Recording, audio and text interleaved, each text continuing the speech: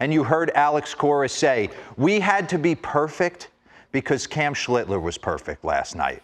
And he really was. And I think we go back to the middle of the season when he kind of arrived on the scene, and you knew he had the big-time fastball. And as the season progressed down the stretch, I remember us multiple times, who's getting Game 3 start? Who is it? Is it Luis Heel? Is it Cam Schlitter? Who are they going to hand the ball to and feel comfortable with? My God, Max Fried, Carlos Rodon. Cam Schlitter could pitch a Game 1 if you needed to, the way he was throwing the ball last night.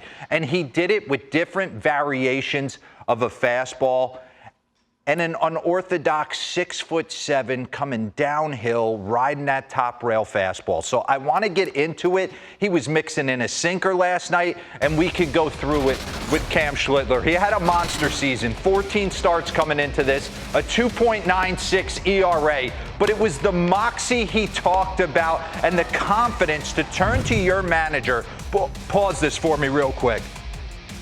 Walking out of the stadium, that's a big gamble to turn to your manager because he's going to remember that forever.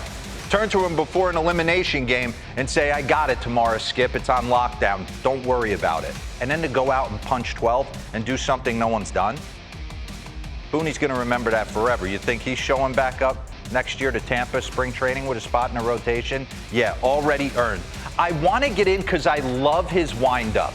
I love the way he gathers himself over the mound. He kind of sets here and almost kind of gathers himself and gathers his thoughts like a wave building as it's about to crest and explode down towards the mound. We had him earlier in the year come on the show, and I asked him why he did this kind of gather on the mound and where did it come from. I wanted you to listen to this. The step to the side I've always had. The look down to the foot on the rubber is something that I had to start doing about 2 months ago in Double-A. I think we were playing, I don't even know who it was, but they were getting on me about my foot being off the rubber. So I had to literally, I think 2 strikes, like 2 swing and misses called balls because my foot was like a little bit like off the rubber. So I literally forced myself to just look down.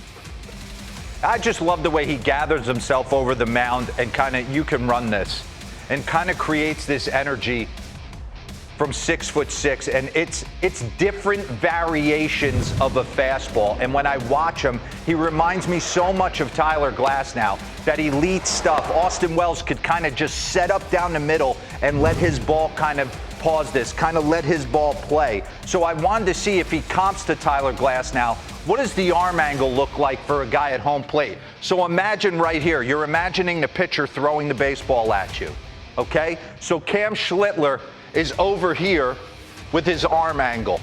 Tyler Glasnow has got a little bit of more drop and drive in his game, so he's presenting it a little bit different than Cam Schlitter.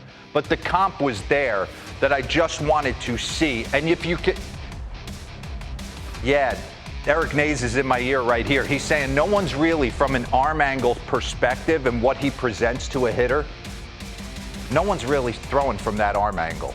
So there's a lot to take in, but what I love about him, and we've talked about this time and time again, different variations of a fastball in today's game. You saw it last night. Bring up his pitch usage board and how he attacked guys. We'll get into some ABs. The four-seamer, regular season, 55% of the time.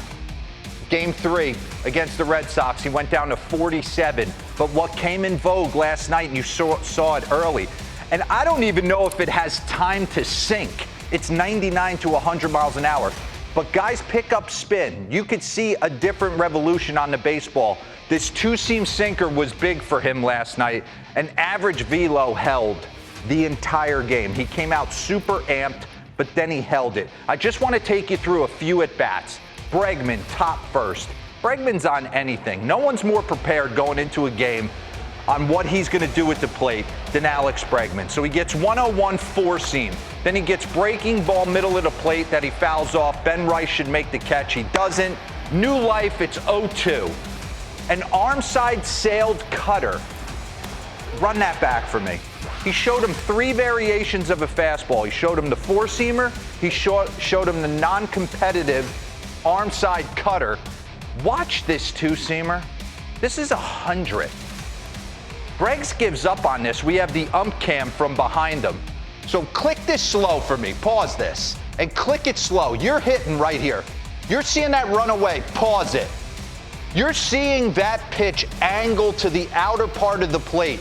In your eye, the way you're registering it in that nanosecond, that ball's away. It's going to continue out off the plate. But no, not with the two-seam sink. It comes back, it catches the upper quadrant of the outer half, boom. And he did this repeatedly. Nathaniel Lowe, how about a lefty?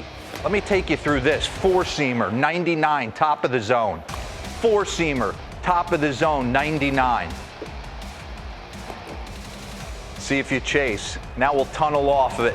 He stays 100 miles an hour. Nothing but different variations of his four-seam, and then he's going to eventually get to his sinker.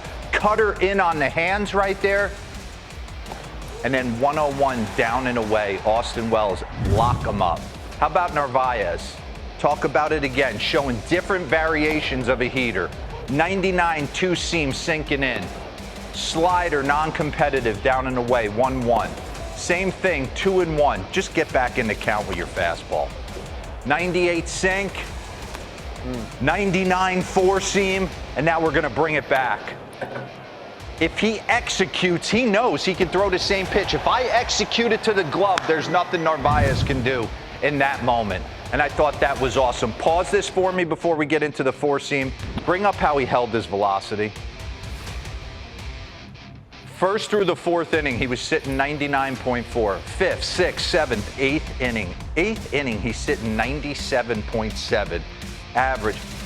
I mean, he sat his average all night. And I just want to show four seams. So you got the two seam, and then to the lefties, he could run Wilyer Abreu 99 by him. Yoshida, top of the zone. Rafaela, top of the zone. And then eventually Romy Gonzalez here late. So just what an absolute awesome job by Cam Schlitter.